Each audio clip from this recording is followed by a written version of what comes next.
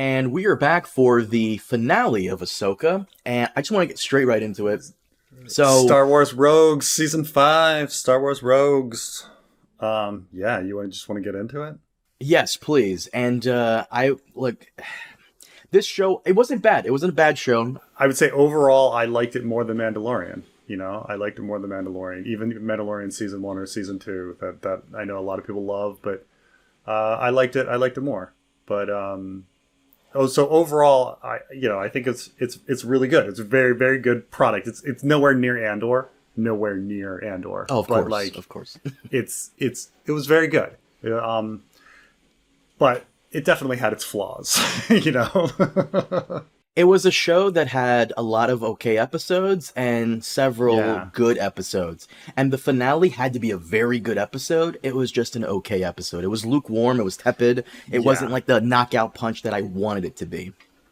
So this final episode, I have a lot of mixed feelings about it because I almost say like the larger plot beats I think were perfect. I think had Sabine and Ahsoka succeeded in going back, I would have groaned. And I love that they fail. And I love that Ezra goes back. And so there's this swap. I think that's very fitting. Even if it, I know you and I are both shipping Ezra and Sabine to bump and grind a little. And now they can't. It's like, damn it! Yeah, why can't we have some actual romance in a Star Wars property besides Luke and Leia? I mean, not Luke. Besides Luke and Leia, besides Han and Leia. I mean, there is Luke and Leia, but so I liked that overall story beat.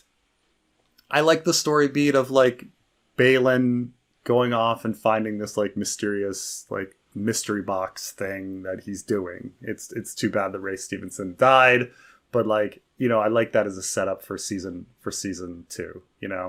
So over and Thrawn returning and all of that and all that story beats, those major story beats, I'm totally on board with. But then once you go down a little, it was another freaking stormtrooper useless, mindless fight. The boss battle between Ahsoka and Morgan seemed a little weak. Yeah, I was going to ask you about that because people were criticizing the choreography. I thought it was fine. Did you not like the choreography boss battle between Morgan Elsbeth and Ahsoka, or are you just saying the boss battle was just whatever? I think there wasn't enough emotion. I understand that they faced off in the Mandalorian episode, but I felt like there wasn't enough shared tension or build up for that fight to mean anything to me. Because lightsaber battles are not about the lightsabers, right? The lightsaber battles are about two people with emotional baggage facing each other, right? So you've got Darth Vader and Obi-Wan, and there's emotional baggage as they go forward in that. And then there's Luke versus Vader. There's emotional baggage because Vader, you killed Ben. And to Vader, it's his son, and then there's a reveal at the end. And then in the Return of the Jedi, there's the one good aspect of Return of the Jedi is this fight between Luke and Vader, and not because it's choreographed well. The one in Star Wars is not choreographed well, but it's just because these people have emotion. This is my father, this is my son, we're having this fight. That's what's important. Is when there's emotion between the characters. As well choreographed as the Phantom Menace lightsaber battle was, it didn't mean anything because who the fuck is Darth Maul? Darth Maul's nobody, and so I just didn't think there was anything. What were the stakes? What did it mean to Ahsoka that she was battling Morgan? What did it mean to Morgan that she was battling Ahsoka? In that sense, I thought it was choreographed fine. Whatever. I'm not paying attention to I don't really pay attention to the choreography that much. There's never really been a great Star Wars lightsaber battle. I think the one in Phantom Menace is the most interesting looking, but it's always going to look choreographed because no one's ever doing like actual sword play, you know, and or it's like, it's either like super lame, like the one from Star Wars, which had emotional weight, or it's like overly choreographed with flips and stuff in Phantom Menace. And, you know, it's like, I don't know. I kind of liked the lightsaber fight in Force Awakens between Finn and Kylo, and then Rey and Kylo. I thought those were very well done, and it felt like they were actually trying to fight each other. Yeah, no, I see what you're saying. I agree. I agree with your points there. And some people think that like the all-time greatest battle is the Kylo Ren Rey versus the Red Guard. Even though that's incredibly choreographed, you know. But not only is that choreographed, that I would argue that is the worst fight. When I first saw it, I thought it was really good, and then I saw it later. I downloaded the movie and I saw it later, and like every Star Wars fan, you nitpick everything, and you remember everything, and you watch it 1,000 times. Go back and watch that Red Guard versus Rey and Kylo fight. Bad. It was very bad, especially the opening when the guards kind of wait for her to pay attention so they can attack her again. Just, it was very sloppy. Right. They're waiting for their cues. I think people were dazzled because the color scheme and the direction, I think, is very good on that scene, or at least what I remember. It's been many years, but I just remember the color scheme being so vibrant. And so I think it burns in people's head. I think it's the same about the Phantom Menace fight, is that it's a very vibrant, interesting environment they're fighting in versus, say, Attack of the Clones, which is perhaps like the dullest environment that they're fighting in, you know, where you can't really remember anything going on because it's just a dull, gray background. I actually agree with George Lucas about the Phantom Menace fight, because in the behind-the-scenes footage, he does say how we've only ever seen old men and young, untrained boys fight lightsaber fights in the original trilogy. Now we're going to see 2 Jedi Knights in their prime fighting another Sith Lord in his prime, and it's supposed to be like, you know, spectacular and insane. Also, regarding that fight, now I understand that there's a lot from Star Wars Rogues that I don't know about. And for the most part, watching Ahsoka, you don't need to know what happened in Rogues, which is fine.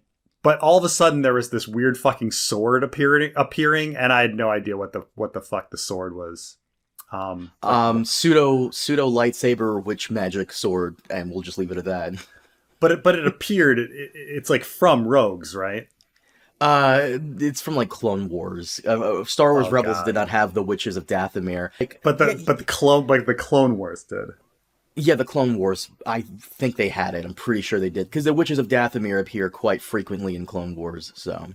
I get that the lightsaber fights oftentimes aren't about lightsabers, and you're right. Morgan and Ahsoka should have some kind of rivalry, especially since, you know, Morgan and Ahsoka did duel before.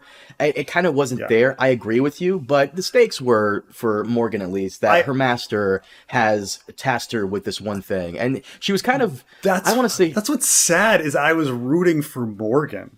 Like, I felt bad for Morgan. Yeah. Like, Morgan did all of this work.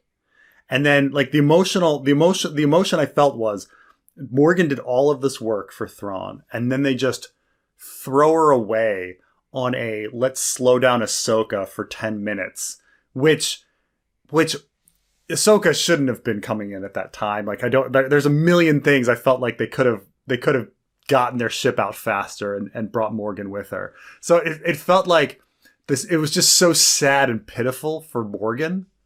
Like, you need to die for this very irrelevant thing that we're doing right now. Like, we could have like rushed things a little bit, but we didn't. We dilly-dallied, so now you have to die. And so, like, watching the fight, I was like, oh, I hope Morgan doesn't die. And then, because I actually think Morgan is an interesting character, especially after she gets transformed into a witch. Let's see where this goes. And then she's killed. And so I'm like, that's too bad. And when Thrawn says for the Empire, she goes for Dathomir. Like, oh, okay. So she's doing this for her people or her. I don't know the status of the witches of Dathomir. I don't know if they're all extinct or some of them are, or what's going on with that, because it is kind of conflicting here and there. And they glossed it over really quick, because all of a sudden, like, Ezra gave a backstory of what he's been doing, and he's like, yeah, it's too dangerous. Like, Thrawn woke up the witches. And I was like, whoa, woke up the witches? What story is that? Like, that's an interesting story. They were in, suspended animation? Like, how did he wake them up? We're not going to get into it, but that was an interesting, like, tell me more about that. No, we're going to have some stormtrooper fights. Oh, okay. While we're on that scene, I do have my like little nitpicks with it. I don't like, because people were calling this out, and I have to agree, but I want to make this very clear. My nitpicks are not going against the episode itself. It's just a minor nitpick. For example, when they kill the stormtroopers, as they're like, the three of them are like deflecting laser blasts, and it's supposed to represent the three levels of Jedi. You have the Padawan, Sabine, she's getting hit in the head. Thank God she has Mandalorian armor that can deflect it. Yeah, you have, right, yeah. You have Ezra, the Jedi Knight, and then you have Ahsoka, the Jedi Master, and, that scene felt a little awkward for me. And the other little nitpick I have is after they kill the stormtroopers come back as zombies. So eventually the theory about them being zombies came true, kind of, right, but in a much less interesting way. Like, had they been zombies from the beginning, right, it would have been interesting. But here it's just like they're brought back as zombies for nothing, because it's like, there's nothing more uninteresting in Star Wars than stormtrooper fights, right? So, like, you could just have more stormtroopers. Like, nothing happened, like, right? They came back from the dead and it was the same fight. Well, my nitpick is that they died, and then they come back and they act like zombies for 2 minutes, and then afterwards they don't act like exactly zombies the same. They act exactly the same, except they have green eyes. There was no like added threat. It's not like, oh no, now they can aim. Like, oh no, like now they can aim. No, it's just there's nothing that it had no impact on the plot whatsoever. Like, the fact that he sends, like, I don't know how many sends. He sends like 100 zombies, right? Like, he could have sent 200 zombies and the scene would have been exactly the same. Right? Like, I wouldn't say exactly the same. They might have had a bit more trouble, but ultimately the same result might have happened, yes. But it's silly, because the stormtroopers are already like faceless nothings that like can't do anything, and then you're just gonna have them be zombies. It doesn't change anything. They're not more dangerous.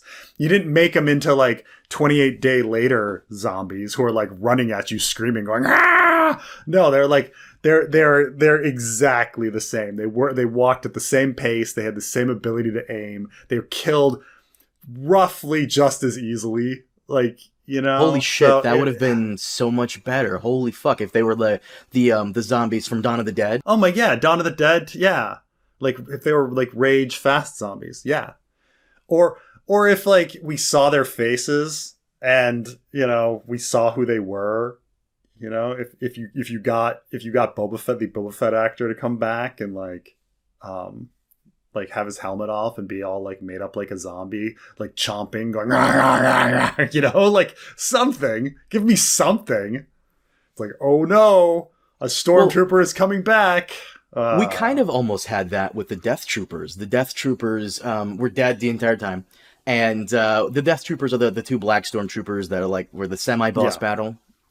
And that was pretty cool. Like, the Ahsoka Morgan Elsbeth fight, I thought was fine. Right, I just didn't think. I thought it was fine, like choreographed. I thought it was fine. I just like there was no. The emotional weight was all backwards. The emotional weight for me was like, I hope this character doesn't die, and then she does, because like I have no attachment to Ahsoka. Ahsoka is so bland that like I'm just like, oh god, you had the boring character kill off a somewhat interesting character. That's too bad.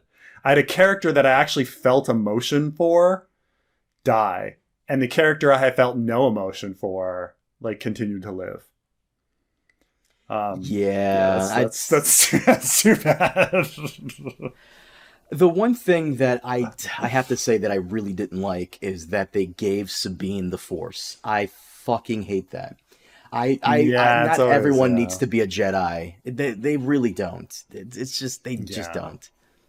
And it's Yeah, it's true. And like, I don't know. Maybe it'll be a problem later on, but I mean maybe they're building towards something. But yeah, it was not really that useful that she suddenly can move up. I mean, they set it up. She tried to move her cup in an early episode, and then she got her lightsaber.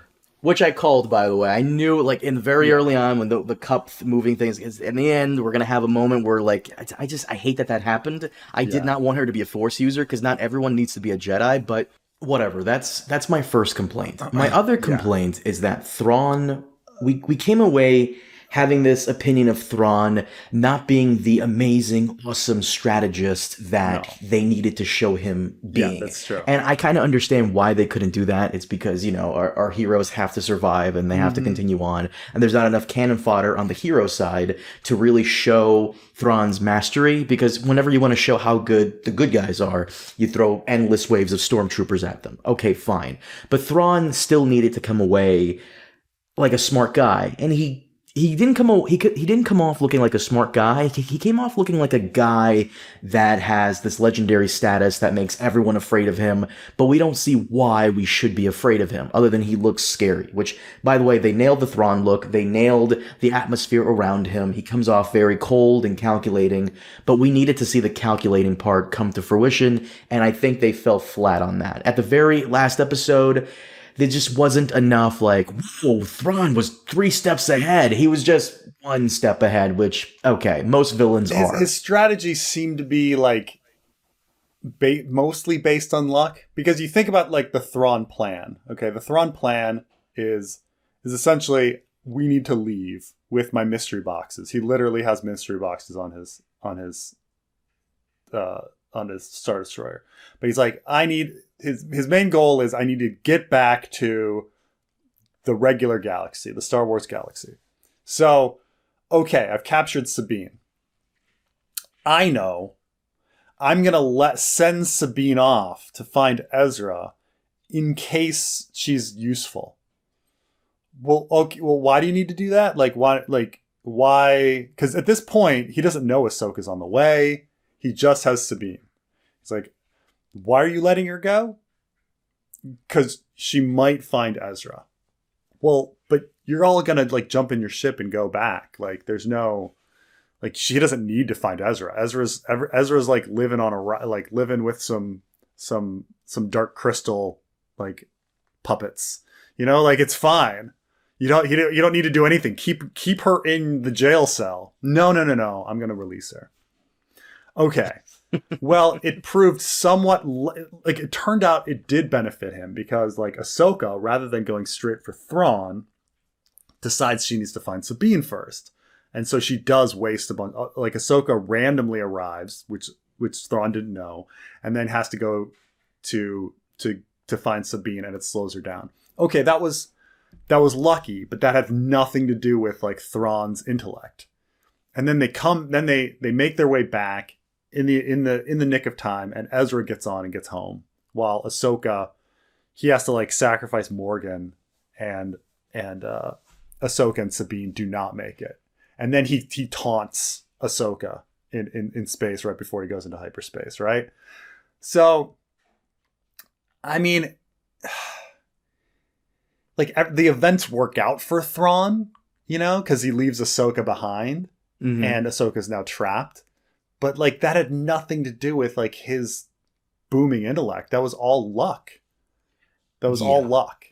I wanted to see the Thrawn for Expanded Universe, old legends, stories, so on and so forth. And it at the end of the day, this entire show is teasing you for season 2 and what's to come. It reminds me of The Amazing Spider-Man 2, the one with Andrew Garfield, where in The Amazing Spider-Man 2... I thought you were talking about him, because it's also true of, like, the Into the Spider-Verse 2, Across the Spider-Verse. But yes, that is also like it, like just like in Amazing Spider-Man 2, you have a character walking through like this setup of like all the villains' equipment, and it's all set up for the next movie. And I kind of hate that that's what happened here. It's all set up for the next season, which they're talking about it. Nothing's been greenlit. We'll see what happens, but that's really all it is, and I fucking hated that. I wanted Thrawn to show how good of a strategist he was, and to be fair, you know, he's dealing with 3 main characters, which okay, there's not a lot of cannon fodder on the good guy side for him to show off his strategic genius. Fine. But I wanted Thrawn to be a big bad, and he just looks like a big bad.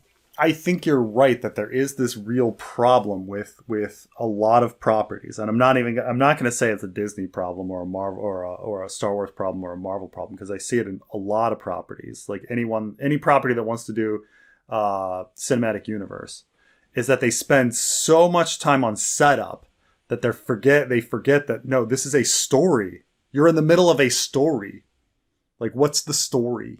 You know, and that is the big problem. Like even if we take this season as a story, the story, like the contained story, seems to be that like Ahsoka and Sabine somewhat come to a little bit of reconciliation over a problem that I never really understood very well.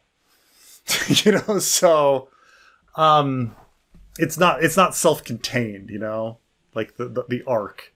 I mean, it's a little interesting that Sabine rescues Ezra, you know, that's and gets trapped herself. I think that's kind of an interesting turn of events, and releases Thrawn and all of that. But what's, you know, what is the full story arc? What's the full story? Because like Baylan and his apprentice were just mystery boxes.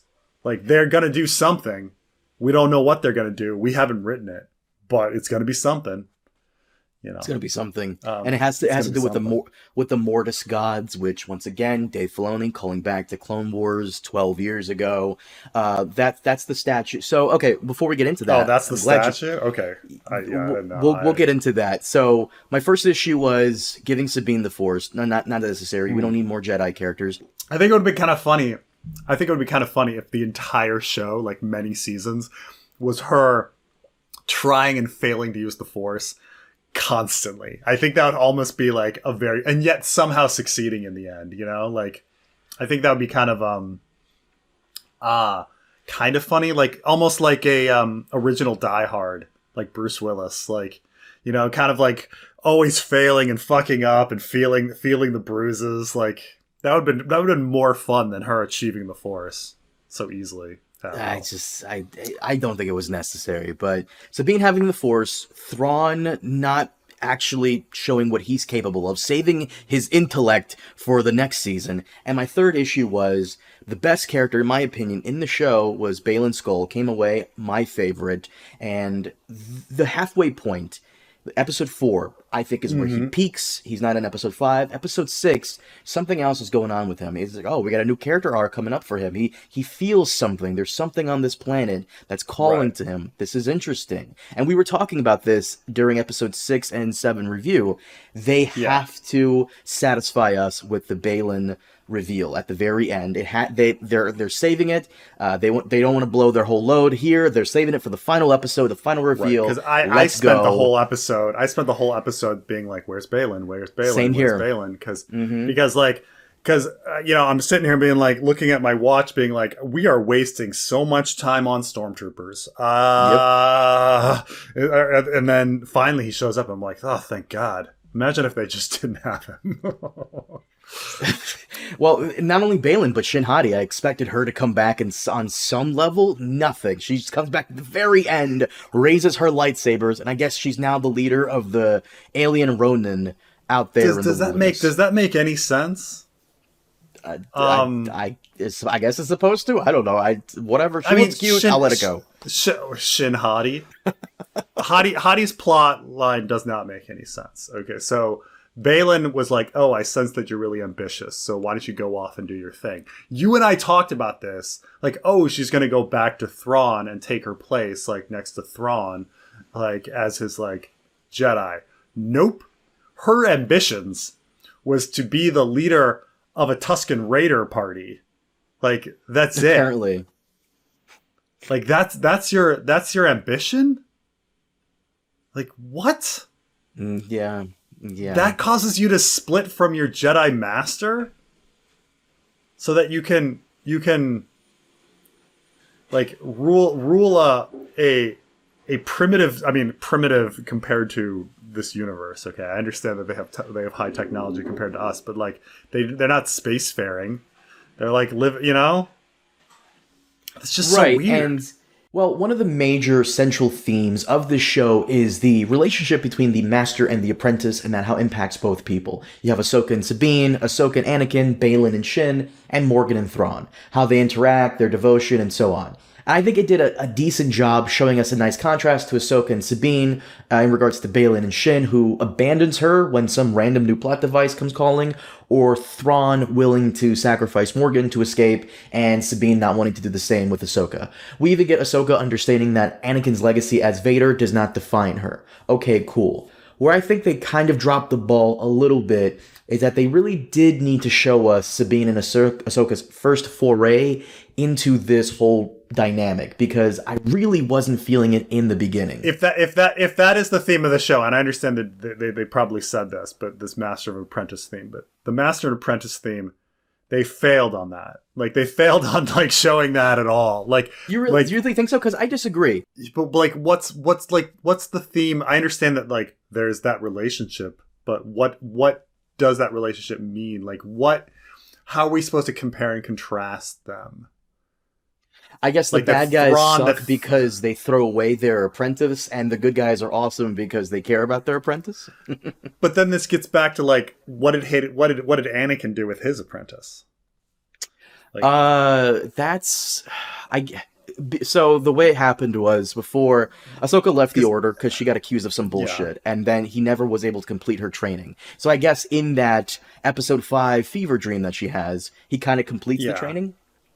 So the show is called Ahsoka, and if we're talking about like Ahsoka's journey, because Ahsoka is this bland, stoic, useless. I mean, useless in a dramatic sense. I mean, she's a robot with a lightsaber. I mean, I might as well call her General Grievous. Okay, so anyway, if her story is fundamentally, she has some sort of tension with Anakin that's unresolved based on that master-apprentice relationship. And that somehow influences her apprentice-master relationship with Sabine. But I just don't see how. Like, Sabine, like, in that situation, Anakin's the rash one. And I mean, is it that, like, does Ahsoka look at Sabine and see Anakin? And is like, she's rash, and so I don't want her to end up like as a Darth Vader character. But now we're in a swapped situation, because like Ahsoka was the apprentice and had no control over what her master did, and now she's in this like master relationship. But then if she comes up with some resolution at the end and it's just like, well, you know what, it's fine, I'm going to train Sabine anyway. How did that come about? What did they resolve between them that allowed Ahsoka to come to terms with her memories of Anakin? Like, I'm not getting the whole connection. Because we're setting it up. Ahsoka seems to have some problems with wanting to be the trainer of Sabine. Okay, flashback. We see Anakin. Now we understand Ahsoka's relationship with Anakin a little bit. And that informs us on what? And then how is that resolved? And where does that leave us with Ahsoka Sabine at the end? So this is like an arc that takes place right in the middle of the entire show, that episode 5 fever dream that she has. A lot of this whole Master and Apprentice thing with Ahsoka and Anakin is unresolved stuff. And it's one of those things where this is where the show kind of fails, where it's really calling for people that watch Clone Wars and Rebels, and if you didn't, you're not really going to feel that. So as someone who did, I kind of feel where it's coming from. When Baylan Skoll is fighting her the first time, you know, your master was this, and you're just going to be just like him. She did, on some level, have to come to terms with that, because she and Darth Vader did fight before, and that was interrupted by Ezra, of course, in the time lobby thing. Yeah.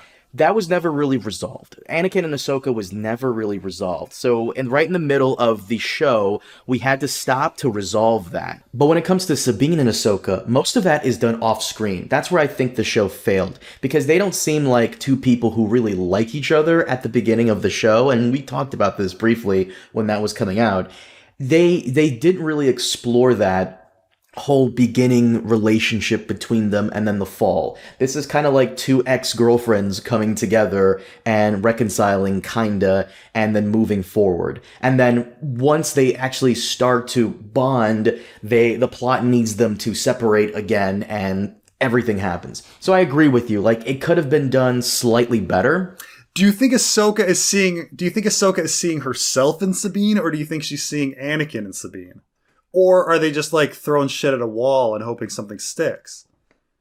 That's the problem. I wish we would have gotten more background information on what happened between Ahsoka and Sabine. All we got was Hugh Yang telling Ezra, well, you know, they tried and it didn't work out, and so forth. Right. And that was really vital fucking information, I would say. Really, really vital. Yeah, and I also think that really vital information is more on the different, like the relationship between Baylan and Hadi, and so also like more on like Morgan and her attachment to Thrawn and things like that. That should have been explored a bit more, because she comes off as devoted minion, and with Baylan Skoll, you have one episode saying, Shin Hati goes, is he like me? And he's like, no, I'm training you to be something more. And then the next episode, he lets her go for this thing, this new character arc, this new story plot that doesn't go anywhere. And that's like my third issue with this finale and the show in general, is that Baylan came away being one of the best characters of the show. There's no resolution for him. We'll see us next time for season 2 in a couple of years. What's amazing, if the theme of the show is Master and Apprentice, I think that was I don't see all the connections. I don't see any parallels. I don't see any resolutions. I don't understand the resolutions. I don't understand any of the relationships, because they didn't show them. They didn't show any of the relationships. The one plot line that I think succeeded, and I think it succeeded largely because of the performance of the actors, is the Sabine Ezra story. Like, that was I think the heart and soul of the whole season, and it worked well. You feel Sabine's pain that she's lost this friend, and you're wondering, like, how good is this relationship? You know, and then they get together and you see that they have chemistry and that they're good friends, and it freaking works. And it was really nice scenes between Sabine and Ezra. And, you know, and then Ezra gets to go home at the end and Sabine has to stay behind. Like, that's a very kind of fitting, ironic ending to it all. Painful, but understandable, you know? And that was really a strong point of the show. Like, it should really be about the theme of the season should be like friendship and the obligation we feel towards friends, and like bringing friends home, or like something like that. You know, I feel like that was the true heart and soul of the season, of the Sabine, because I joke and say this is the Sabine show, because it is the Sabine show. Like, you know, I would argue that I don't know if this would count as PTSD. I would feel as though Sabine, this is what I really think the show should have focused on. It should have been the Sabine show. I agree with you, and it kind of was, but she should have had some guilt that at the very end of this whole conflict, she got to have somewhat of a happy ending, but Ezra did not. Ezra sacrificed himself to save all of them during the final battle of Lothal in the Rebels finale, where he uses the whales to get Thrawn out of there, because Thrawn was about to win, and that's why they are where they are.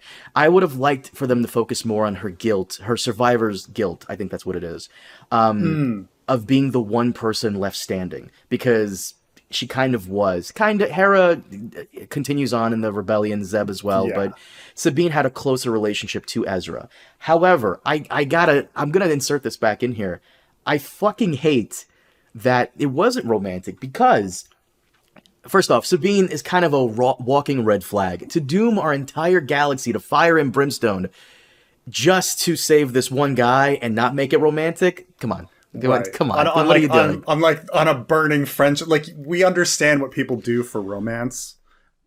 People rarely do it for friendship, you know, like to doom the galaxy for friendship, to doom the galaxy for a really good friend is a little different than like dooming the galaxy for romantic love, which is like, you know, because we all know which one's stronger, or even familiar love is going to be stronger than like shoulder punch good friend, you know, like, I also think, I do think that there's a fuck up at the end as well, where Ezra is sacrificing himself, and I feel like Sabine should have had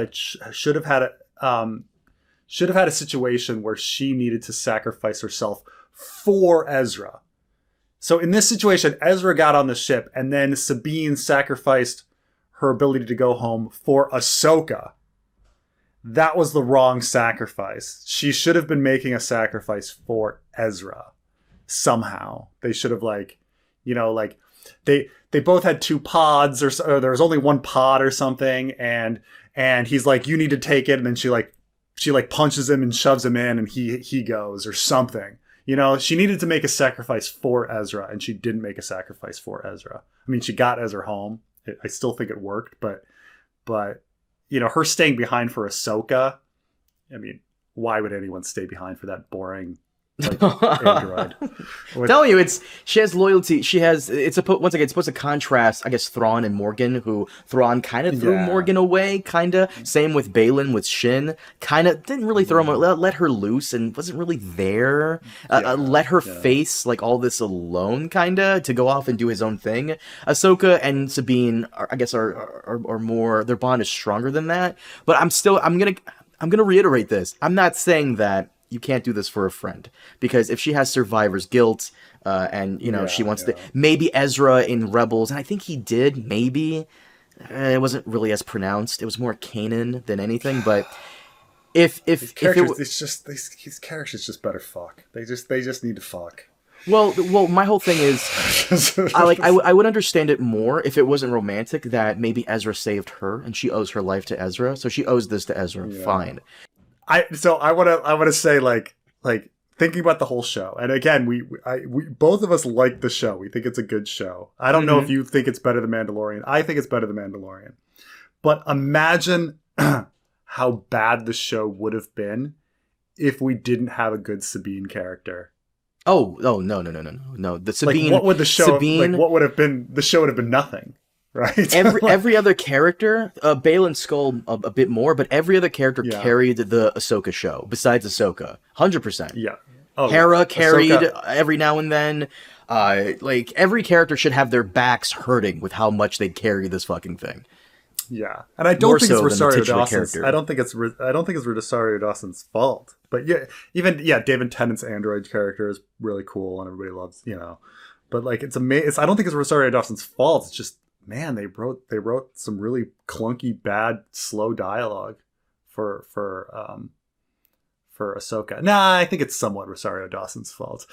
A lot of that dialogue could have been delivered faster. Well, let's be very fair here, because all of the Jedi, even from the prequel era, were kind of boring. What made Obi-Wan more interesting than Qui-Gon or Mace Windu, because Qui-Gon and Mace Windu were like very stoic, boring characters too, is that Obi-Wan was more friendly. We had a connection to him from the original trilogy. He was more open to like different stuff. He has his like complicated relationship with Anakin, who's a problematic apprentice. Obi-Wan was he also has the charisma of Sir Alec Guinness, which goes a long way. Also true. Like, who is that charismatic? I mean, look, I love me some Liam Neeson and whatever, but he's not and some, you know, Ewan McGregor, but like, they're not as charismatic as Sir Alec Guinness. Like, just I don't know. And to touch on what you said about this show not being bad, it wasn't bad. It was fairly good. The problem is the ending really didn't land, and because of that, I still think Mando season 2 is a bit better than Ahsoka season 1, but that's because they're really saving their load for season 2, and I hate that they did that. You're saying, I see what you're saying. Like Mando season 2 had a lot of resolution. They could have ended Mandalorian at the end of season 2, because technically his quest was over at the end of season 2. We didn't need a Mando season 3. You're right. You're absolutely right. Like, if they wanted to continue Mando's story, they could have done, if Book of Boba Fett didn't fucking suck, Mando's story could have continued in Book of Boba Fett, or a Bo-Katan spinoff. And Mando Season 3 kind of was the Bo-Katan show, but at least Mando Season 2 did have that resolution. Almost every episode I thought was great. The Mayfeld Bill Burr episode was fucking awesome. Ahsoka, once again, not a bad show, but they needed to stick the landing, and they kind of didn't. There's more questions than answers, and I fucking hate that. I hate that, especially for Baylan Skoll. But, by the way, do you think, when you see these mystery boxes, like Thrawn coming back with all the mystery boxes on his ship, and Baylan, walking off to, find his place, do you think they even have an idea, or do you think they've written the mystery? Do you think they've J.J. Abrams it, and they just wrote a mystery box, and they're to be figured out later? I trust Dave Filoni to have some kind of plan, and this is probably going to tie into his movie plans, because I think he's getting his own movie. So it might tie into that, but I kind of hate that this show has to be required viewing for the future. Because a lot of my enjoyment of this show really did come from watching Rebels and Clone Wars. I remember this. Oh, cool callback. Oh, this and this, and blah, blah, blah, blah, blah. And the fact that you didn't, once again, do you want to touch on the Mortis gods? The statues? Yeah, what's funny is that a lot of what I liked about the show is that I felt like they were exploring new territories, with the witches and different uses of the Force and all of this other new stuff. And then I later find out no, actually that's just a callback from Clone Wars or Rebels, Yeah. So tell me about these gods. Because I liked the witches, and then I found out they were actually previously appearing characters. I was like, oh, that takes away from their fun. Okay. So, at the very end, Baylan's on top of the statue. Is two men. It's supposed to be three people. The father, he's on the top of the father's, finger pointing at something in the distance, cool mystery. I can't wait for that. So it's the father who represents the balance. The sister is supposed to be next to the father, but her statue is missing, or it's been, beheaded or something. She represents the light side of the Force, and the son, the bald one, next to the father is the dark side. There's a whole arc in Clone Wars Season 3 where Anakin, Obi-Wan, and Ahsoka get trapped in this weird looking ship, and inside it's a different dimension where these three Force deities reside. I forgot how and why, but I think the father somehow dies. It's been so long. I should have gone back and watched the episode. I think the father died. No, I think the sister somehow dies. The brother accidentally kills the sister, and I guess the balance is interrupted. Whatever. Somehow Anakin, Ahsoka, and Obi-Wan get out of that, and they have their memories erased. However, the sister turns into some kind of bird, and ever since Clone Wars ended, whenever Ahsoka appears, the bird is usually following her, which is the bird you saw at the very end of this episode. I don't know if you noticed that. You saw it in the distance? Did. Yeah. Mm-hmm. The bird is supposed to be some kind of manifestation of the sister. Who represents the light side of the Force. By the way, I never really understood the balance of the Force storyline of Star Wars, because you're okay, we've got the light side of the Force and the dark side of the Force, and then the prophecy to bring balance, and then at the end, they just kill the dark side of the Force people. You're well, wait a minute, that's not balance. That's just all light side now. But okay, anyway, continue. Stop it with this blasphemies, Preston. No, the bird you see at the very end that flies away that Ahsoka looks at is supposed to be a representation of the sister. Cool. This has two implications for two reasons. The first one is, this is coming back in some shape or form. The Mortis gods, which they appeared in like deep like space or something. Whatever.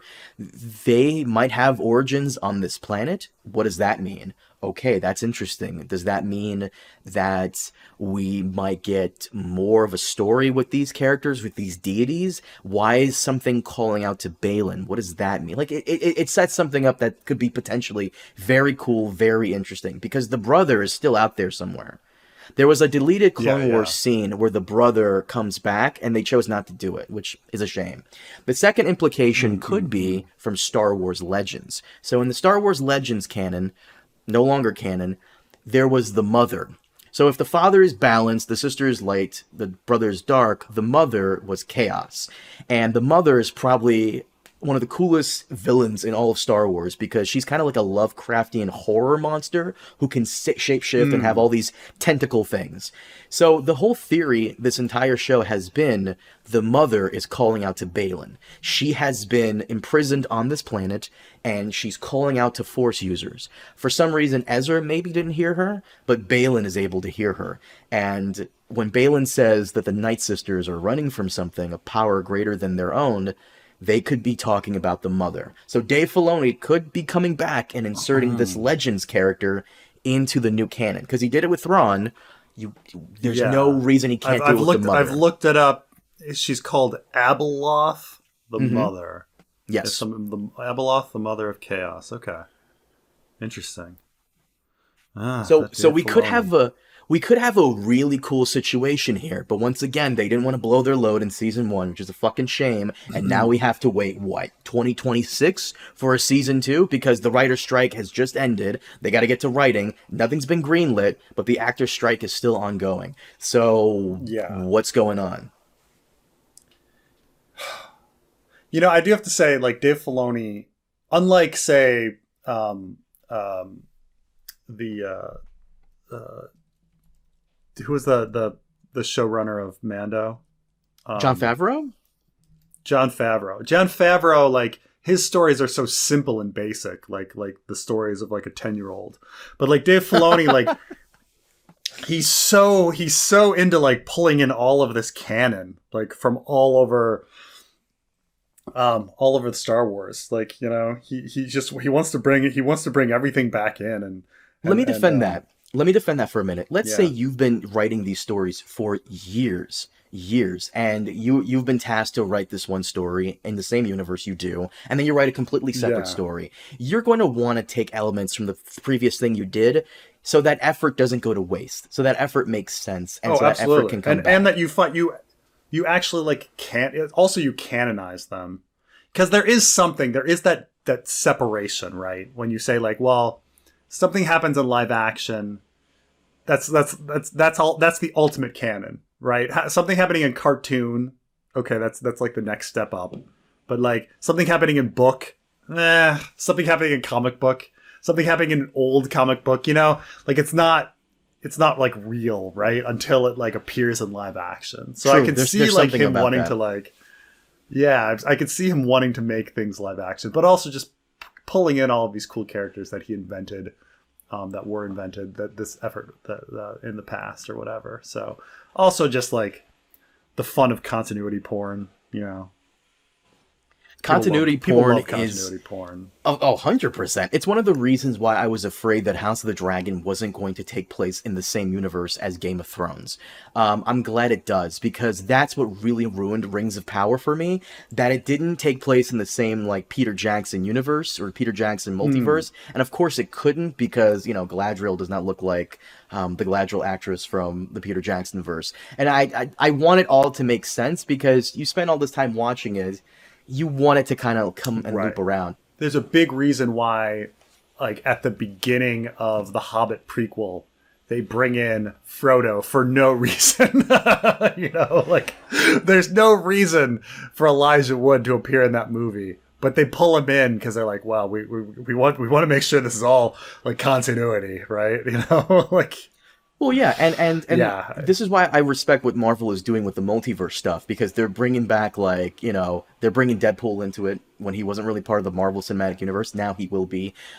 Hugh Jackman's Wolverine and that whole X-Men stuff, they're bringing that into this. Tobey Maguire, Andrew Garfield, different multiverse things, they're bringing that into it.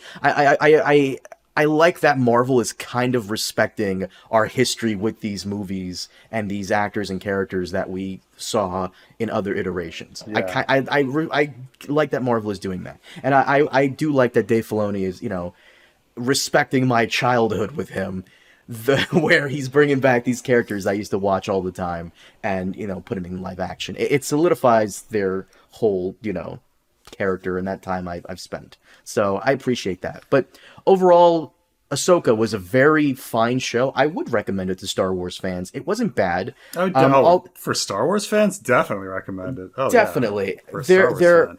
Now, to a non-Star Wars fan, you know, there are quite a few very good episodes, and yeah, especially in the middle. The show shines in the middle. It started out dull.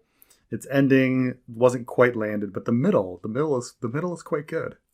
The middle was quite good. Towards the end, not that great. I thought the beginning was fairly fine. I think I would argue the middle was the best, the beginning was second best, and the ending was just lukewarm. And as we all know with Game of Thrones Season 8, you have to end well. If you don't, it kind of taints the, I don't want to say the legacy of the show, because this is only Season 1, but it kind of like, it just... The show is definitely carried by the actress Natasha Bordizzo, and the character of Sabine.